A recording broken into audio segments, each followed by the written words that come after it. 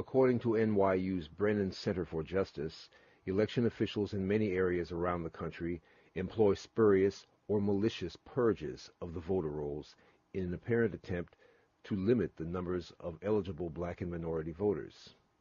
Helen Butler of the Georgia Coalition for the People's Agenda here explains what a purge of the voter rolls is, how you can determine whether your name may have been purged from the voter registration lists, and what you should do if your name has been purged from the rolls. Well, the purge process is used to really take voters off of the voting rolls. And that is, if you haven't voted in the last two presidential election cycles, you get purged. If you've moved and you haven't had any contact back with your precinct or local boards of elections where you registered to vote initially, you get taken off. If you die, you get taken off.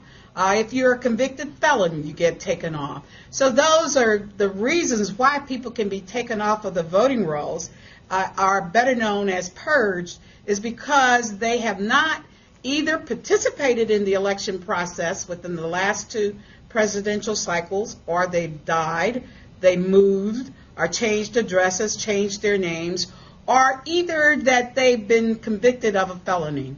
Now, those are the legitimate reasons why people are purged. But sometimes people are purged, as I said, simply because they have been inactive. They've not participated since they've registered to vote, and they just, then all of a sudden they want to vote in the presidential election. They can't.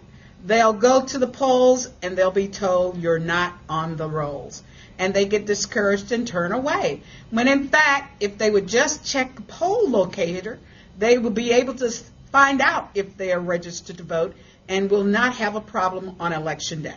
How do you do that? How do you check a poll locator? How do you do that? Well, there are three ways really to check a poll locator. You can go online at the Secretary of State's website and find out. You put in your information and find out if you're active, and it will come up and tell you which precinct you're voting in, who your representatives are. Or you can call a toll-free number, 1-888-265-1115, and that will prompt you to put in your information, and again, you'll get whether you are active in the system. Or you can call your local boards of elections, whether it's Fulton, DeKalb, or it might be McIntosh County Board of Elections, and they actually can tell you if you are an active voter. What happens, what should you do if you do this and it turns out that you're inactive? If you find out that you're inactive and you shouldn't be inactive, you call them and find out what the problem is. If they say they don't have your registration on file, you can simply register again to vote. It's simple. Get an application. You can download an application, fill it out from the website, Secretary of State's website, or you can go to any library or any school or any public office that offers public services is required to be a deputy register site, and they're required to give you an application to vote. So you can do that. You can call the People's Agenda at any time, and we'd be happy to assist you with your problems. Talk to us, if you will, about the photo ID requirement that Georgia passed and where that is now.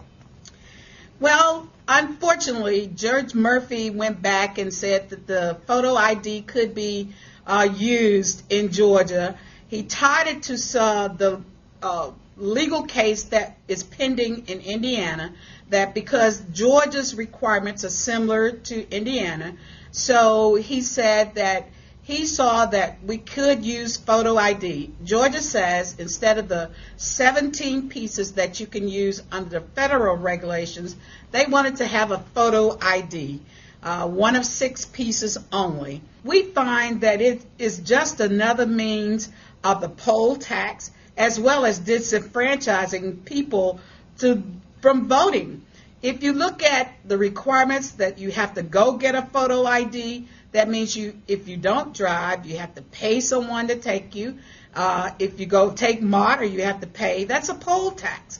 And the state constitution only says you have to be 18 years of age, not a convicted felon, live in the city or county where you're going to vote, and be a citizen. role has the Department of Justice played in the imposition of new and restrictive rules on voting and on observing the election process? And what are some of these new and restrictive rules? Well, the restrictive rules that they've done, of course, they've approved these photo ID requirements, which if you look at John Tanner's own admission, it was taped and filmed in Florida, where he said that the photo ID requirement, it disenfranchises the elderly and the poor, and that, of course, minorities, black people are included in that group of people that it would disenfranchise. It has no basis other than to prohibit people from voting.